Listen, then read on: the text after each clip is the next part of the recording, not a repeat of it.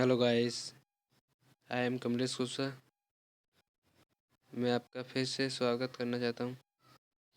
मैं आज आपके लिए लेकर आया हूँ भारत के गवर्नर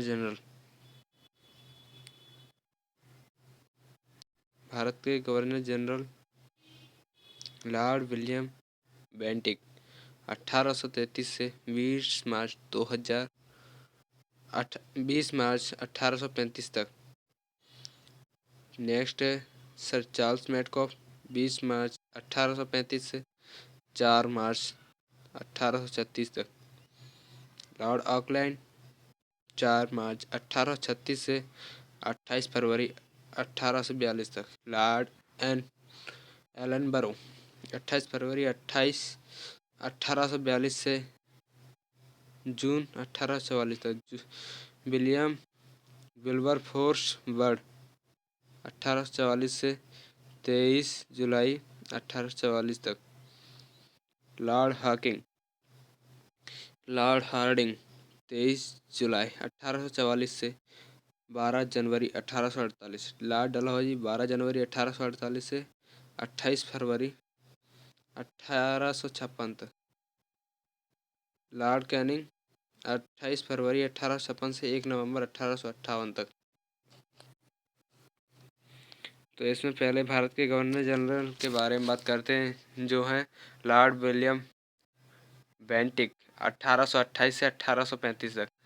लॉर्ड विलियम बेंटिक में भारत में किए गए सामाजिक सुधारों के लिए विख्यात है। बेंटिक ने कोड ऑफ डायरेक्टर्स की इच्छाओं के अनुसार भारतीय रियासतों के प्रति तटस्थता की नीति अपनाई। इन्होंने ठगों के आतंक से निपटने के लिए कर्नल स्लीमैन को नियुक्त किया। बेंटिक ने 1829 में सती प्रथा पर प्रतिबंध लगा दिया था।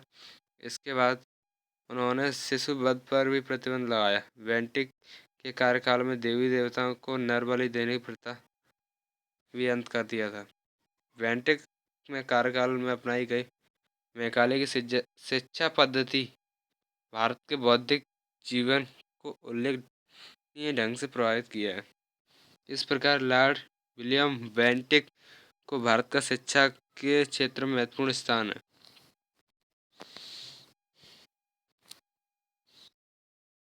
नेक्स्ट आता है सर चार्ल्स मेटकॉफ 1835 से 1836 तक। बेंटिक के बाद चार्ल्स मेटकॉफ को भारत का गवर्नर जनरल बनाया गया। जो चार्ल्स मेटकॉफ में भारत में समाचार पत्रों पर लगे प्रतिबंधों को समाप्त कर दिया। इस कारण इसे प्रेस मुक्त दाता भी कहा जाता है। इन्होंने समाचार पत्र जो चलते थे उन पर पहले प्रतिबंध लगा हुआ था, उसको समाप्त कर दिया था। इसीलिए इन्हें प्रेस मुक्त के नाम से जाना जाता है। नेक्स्ट है लॉर्ड ऑकलैंड 1836 से 1842 तक। लॉर्ड ऑकलैंड के कार्यालय में प्रथम आंग्ल अफगान युद्ध हुआ। 1838 में ऑकलैंड ने रणजीत सिंह और अफगान के शासक शाहशुजा से मिलकर त्रिपक्षीय संधि की। दोनों के साथ मिल गए। रणजीत सिंह और अफगान के शासक शाहशुजा से दोनों से मिल गए। ऑकलैंड को भारत में शिक्षा एवं पाश्चात्य चिकित्सा पद्धति के विकास और प्रसार के लिए जाना जाता है। ऑकलैंड के कार्यालय में बम्बई और मद्रास मेडिकल कॉलेजों की स्थापना की गई। ऑकलैंड ने शेरशाह सूरी द्वारा बनवाई गई ग्रैंड ट्रंक रोड की मरम्मत करवाई।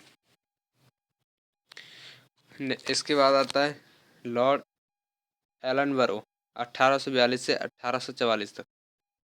इन्होंने लॉर्ड एलनबरो के साथ प्रथम आंग्ल का युद्ध समाप्त हुआ और 1847 में सिंध का ब्रिटिश राज्य में विलय कर दिया। और लॉर्ड एलनबरो के ही कार्यकाल में दास प्रथा पर प्रतिबंध लगा दिया था। उन्होंने जो दास प्रथा चलती थी उस पर प्रतिबंध लगा दिया था, पूर्ण रूप से प्रतिबंध हो गई थी। लॉर्ड हार्डिंग 1844 से 1848 तक। ये भी अच्छे गवर्नर जनरल रहे हैं भारत के, कई कई वर्षों तक रहे हैं। लॉर्ड हार्डिंग के कार्यालय के समय पश्चात आंग्ल सिख युद्ध 1845 में हुआ, जो लाहौर की संधि के द्वारा समाप्त हुआ था। लॉर्ड हार्डिंग को प्राचीन स्मारकों के संरक्षण के लिए जाना जाता है। प्राचीन स्मारक के संरक्षण यानी उनके संरक्षण के लिए जाना गया है।